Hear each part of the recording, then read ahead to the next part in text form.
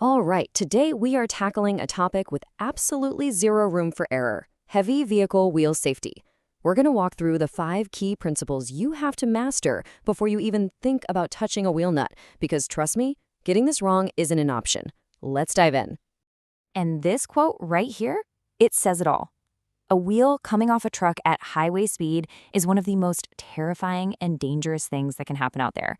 This isn't just about fixing a truck, it's about preventing a potential disaster. That's why these principles matter so much. Just to put things in perspective, think about the sheer weight you're wrestling with.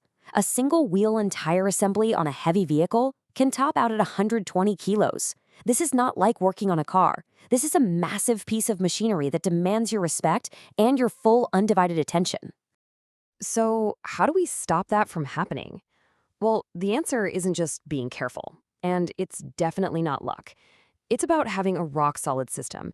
It's about a professional code that turns a high-risk job into a controlled, safe, and repeatable process. So here's our roadmap, the 5 core principles we're going to cover. First, we'll get into identifying what you're actually working on. Then, controlling the hazards.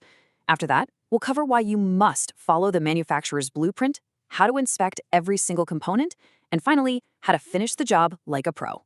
Let's get to it. Okay, principle number 1. This is the absolute starting line for any job. You have to know exactly what kind of wheel assembly you're dealing with. Simple as that.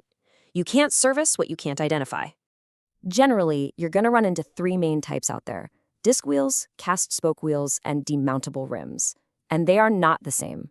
A disc wheel is basically one solid piece, but a cast spoke wheel, that's got a separate spider hub, and the rim is held on by a series of clamps.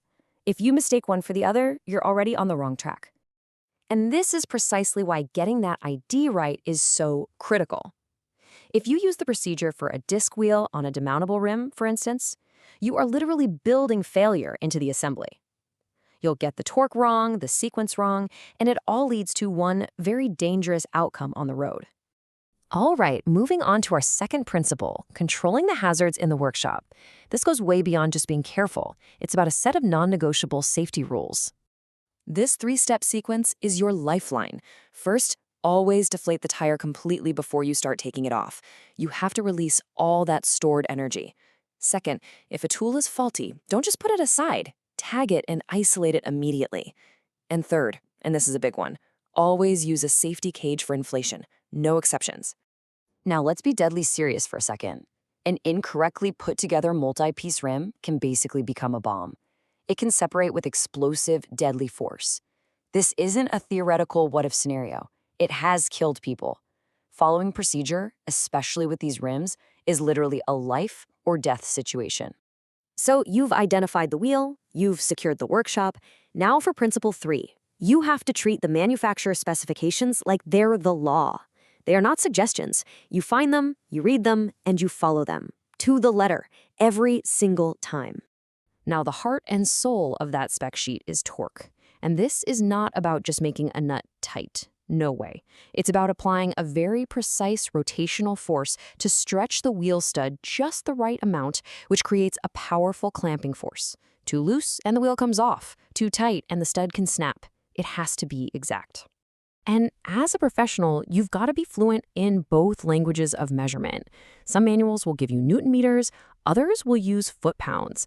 Knowing how to read, interpret, and convert between them isn't just a nice-to-have, it's a fundamental part of the job. And listen, it's not just how tight, but in what order you tighten. Most wheels need a specific star or cross pattern. If you ignore that sequence, you create uneven pressure, you can warp the components. It's like building a bridge and just leaving half the bolts out. The tightening sequence is every bit as important as the final torque value. Which leads us straight to principle number 4. With that wheel off the truck, your job changes. You're no longer just a technician, you're a detective. You need to inspect every single part for hidden dangers before it goes back into service. This is your hit list. You're checking the tire for cuts, bulges, anything unusual. You're examining the wheel itself for hairline cracks, rust, or any warping. But you gotta go deeper. Look at the hubs, check the threads on every stud and nut. And for spoke wheels, inspect every single clamp and spacer band. Nothing gets a free pass. And just to be crystal clear, this isn't just for the front steer axle wheels. This deep dive inspection is mandatory for every wheel on that vehicle. including the dual-wheel setups on the drive axles. The standard of care is the same across the board. And that brings us to our fifth and final principle. The job isn't done when the last nut is torqued. It's done when you've run the final checks. This is what puts your professional signature on the work you've just completed. These are your last lines of defense. You confirm everything is seated correctly. You check the wheel for runout, any wobble that's outside the spec. You double-check any vehicle systems you might have touched. And finally, you document everything you did. That paperwork creates a trail of accountability and proves the job was done right. So you see, when you put it all together, the identification, the hazard control, following the specs, the detailed inspection, and the final checks, it's so much more than a simple to-do list. It becomes a system of work. It becomes your professional code. It's what ensures that every single vehicle that rolls out of your bay is safe. Because at the end of the day, that's what this all boils down to. Every time you service a vehicle, you are making a promise of safety to the driver, to their company, and to every other person who will share the road with that truck. So the only question left is, are you ready to keep it?